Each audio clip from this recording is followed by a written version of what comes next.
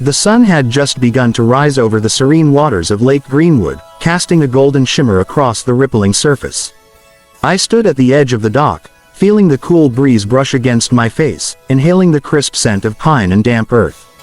It had been a sanctuary, my lakeside cabin, a modest structure built with sweat, weekends, and dreams.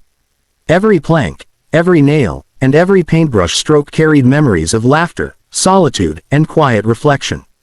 I never imagined that the harmony I found here would be ripped away in a matter of hours. That morning, I noticed a line of trucks parked along the narrow dirt road leading to the cabin.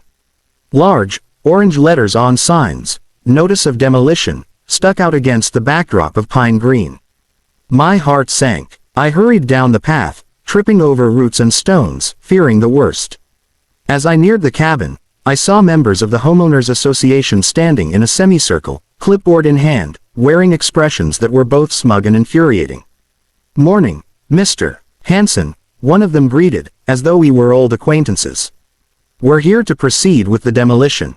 The structure is in violation of Section 12, Subsection 4, regarding setback requirements." I blinked, trying to make sense of their words. Setback requirements. I had spent months reviewing the property lines, making sure every inch of the cabin complied with local codes. My jaw tightened, my pulse quickened, and anger surged.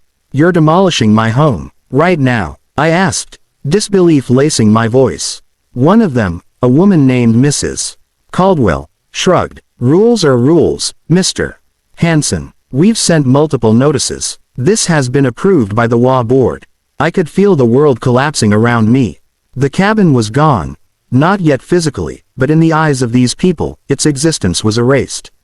Memories of summers spent fishing with my nephew, evenings reading by the fire, mornings sipping coffee while mist danced over the lake, everything felt like it was slipping through my fingers. I took a deep breath, trying to calm the storm inside me. Then, a quiet, almost ironic realization struck. I am the county building inspector. I've spent my career ensuring homes, businesses, and public structures meet code. I know every regulation, every loophole, every nuance. And yet here I was, powerless to stop an HOA from tearing down a perfectly legal structure, unaware of the very authority I wielded. It was a surreal moment, like being trapped in a story you never intended to star in. I decided to approach them, calmly but firmly. "You're making a mistake," I said, my voice steady, masking the fury beneath. "This cabin is fully compliant with county regulations. Your demolition has no legal standing under county law." The group exchanged glances. Mrs. Caldwell's eyes narrowed. "We've checked everything according to our HOA guidelines. Our decision is final." "Guidelines," I repeated slowly. "Guidelines that contradict county law. You are overstepping. If this proceeds, you're liable." A murmur rippled through the crowd. A few members of the HOA seemed unsure, perhaps sensing the gravity of what I was saying. But Mrs. Caldwell was relentless. "We have the authority within our community. You're just one inspector." It was then I realized confrontation alone wouldn't save the cabin. Rules and legalities could only get me so far if the HOA was determined to enforce its power. And yet, deep down, I understood something fundamental about human behavior. No amount of authority could replace compassion, empathy, or understanding. I needed to reach the people behind the decisions, not just the rules.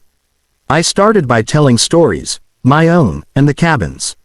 I spoke of my late father, who had built the dock by hand, teaching me that perseverance and patience matter more than anything else. I recounted my childhood summers here, where every sunrise promised hope and every sunset offered reflection. I talked about neighbors who had found solace here during hard times, about children who learned to fish and families who shared picnics on the lawn. At first, there was silence. Then, slowly, I noticed eyes soften.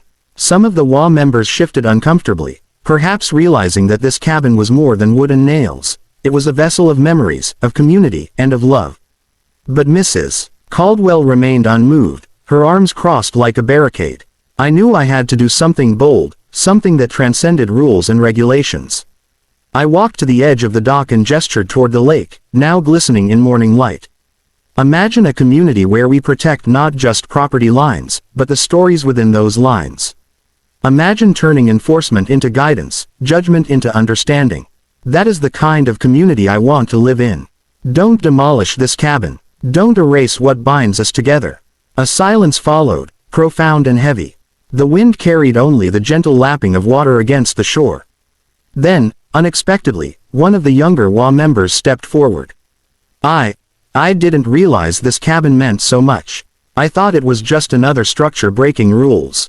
Others nodded in agreement, and slowly, Mrs. Caldwell's posture softened, if only slightly. She looked at me, her eyes flicking to the cabin and the dock, then back at the committee. Perhaps we acted too hastily, she said, almost as if testing her own words. I felt a glimmer of hope. It's not too late to make a different choice, I said gently. We can amend the rules to honor this property while ensuring compliance. We can set a precedent that rules are meant to protect, not punish. The discussion stretched on for hours. Debates, questions, and reflections filled the air. By afternoon, a decision emerged, not just a legal one, but a human one. The HOA agreed to halt the demolition, formally acknowledging that the cabin was compliant with county regulations. More than that, they committed to reviewing other guidelines, ensuring that no other property owner would face the same abrupt loss. I felt a wave of relief, but more than that, a profound sense of connection. In saving the cabin, I had reminded a group of people that empathy and respect matter as much as rules. We had turned a potential disaster into an opportunity for understanding, for community, and for change. Weeks later, I stood on the dock again, watching the sun set in a blaze of oranges and purples. The cabin stood firm, its walls carrying the laughter and tears of years past. Neighbors waved from their yards, some bringing pies, some just smiling, but all acknowledging a shared sense of victory, not for a building, but for what it represented. In that moment, I realized that being a county inspector was not just about enforcing codes, it was about preserving human stories. My authority mattered, yes, but compassion mattered more. And sometimes, the greatest inspections we perform are not on wood and nails, but on hearts and intentions. Months passed, and the cabin became a place of gathering, where HOA members and residents alike came together for picnics, fishing trips, and storytelling evenings. Mrs. Caldwell, once the stern enforcer, volunteered to paint the cabin's trim, laughing as she accidentally got white streaks across her sleeves. I taught her how to cast a fishing line, and she caught her first base, her laughter echoing across the lake. It struck me then how fragile yet resilient human connection could be. The cabin, once a point of conflict, had transformed into a bridge. A bridge, between rules and humanity, between authority and empathy. And every time I looked at it, I felt gratitude, not just for the preservation of a building, but for the preservation of hope. One afternoon, as autumn painted the trees in shades of gold and crimson, a young boy approached me, holding a small notebook. "Sir," he said, shyly, "I write stories about the lake. Can I write about your cabin?" I smiled, kneeling to meet his gaze. "Of course. But remember, it's not just about the cabin, it's about the people, the memories, and the kindness that keeps it standing." He nodded, scribbling furiously. And as I watched him, I realized something profound. The cabin would outlast all disputes, all conflicts, all moments of tension, because it had become a testament to the power of humanity. It wasn't the wood or nails that mattered, it was the stories, the compassion, and the courage to do what was right. Years later, the cabin still stood, its walls echoing with laughter, its dock creaking under the weight of happy feet. The lake shimmered, reflecting sunsets and sunrises alike, a silent witness to what had been saved not by law alone, but by empathy, integrity, and the refusal to let anger or rigid rules dictate the fate of something precious.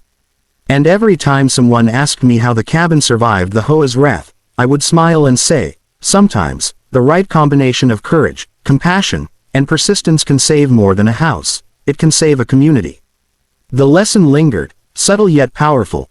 In a world of rules and regulations, it is our humanity that ensures what is truly valuable endures. And in that small lakeside cabin, amid the whispers of pine and the gentle lap of water, humanity had won.